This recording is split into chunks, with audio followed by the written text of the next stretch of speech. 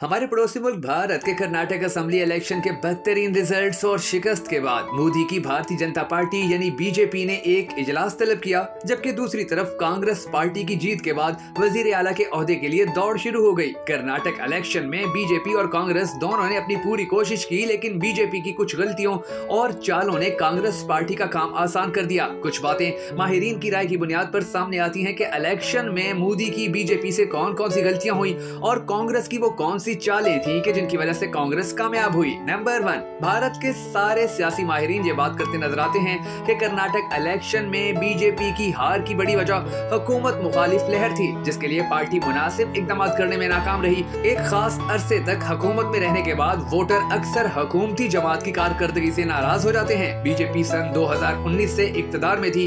BJP की वजह से भारतीयों को बेरोजगारी और आसमान छूती महंगाई जैसे मसाइल का भी सामना करना पड़ा। कांग्रेस ने इन मसाइल को खूब उछाला और बीजेपी इस पर कोई ठोस पॉलिसी बनाने में नाकाम रही। नंबर 2, भारतीय सियासी गुरु कहते हैं कि इलेक्शन मुहिम में वहीं के रहने वाले पार्टी लीडरों को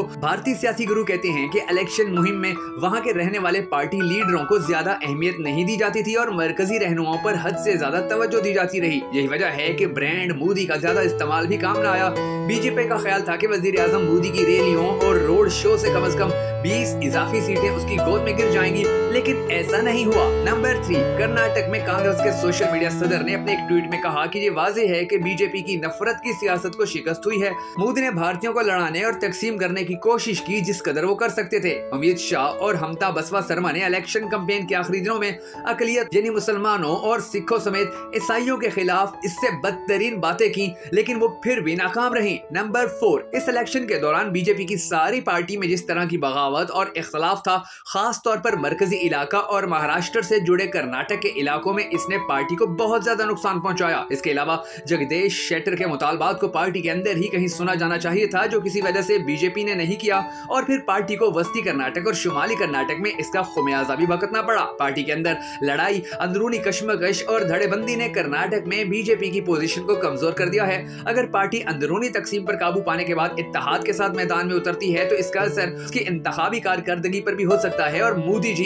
इसमें भी नाकाम रहे हैं। आपके नजदीक मोदी की नाकामी की बहुत सारी वजूहात में से सबसे बड़ी वजह कौन सी है? हमारे नजदीक तो मोदी ने जिस तरह वहां के लोगों को हिंदू, मुसलमान और सिख के नाम के ऊपर बांटने की कोशिश की, तो वही वजह थी जिसकी वजह से मोदी को कर्नाटक में बदतरीन शिकस्त का सामना करना पड़ा है। इसके बाद जो आखिरी और सबसे बड़ी वजह मानी जा रही है कि जो मोदी की हार की वजह बनी, अब हम आपको वो बताएंगे, मगर उससे पहले अगर आपने अब तक हमारे YouTube चैनल को सब्सक्राइब नहीं किया तो जरूर कर लीजिए और बेल आइकन को प्रेस करना भी हरगिज मत भूलिएगा, ताकि आपको हमारी इसी तरह की इंफॉर्मेटिव वीडियोस बर वक्त मौसूल होती रहे। मैं हूं शकील हैदर और आप देख रहे हैं आपका पसंदीदा चैनल बगा फैक्ट्स। नंबर 5, इस बात पर भारत के तमाम माहिरीन मुत्तफिक हैं कि पार्टी ने साबिक वजीर आला और बीजेपी के कद आवर लीडर रेड्डी जोरिया को नजरअंदाज करके बहुत बड़ी गलती की। यही नहीं, बीजेपी ने अपने गुज़िश्ता दौरे इक़्तिदार में कई वादे किए थे, लेकिन उन्हें पूरा करने में नाकाम रही।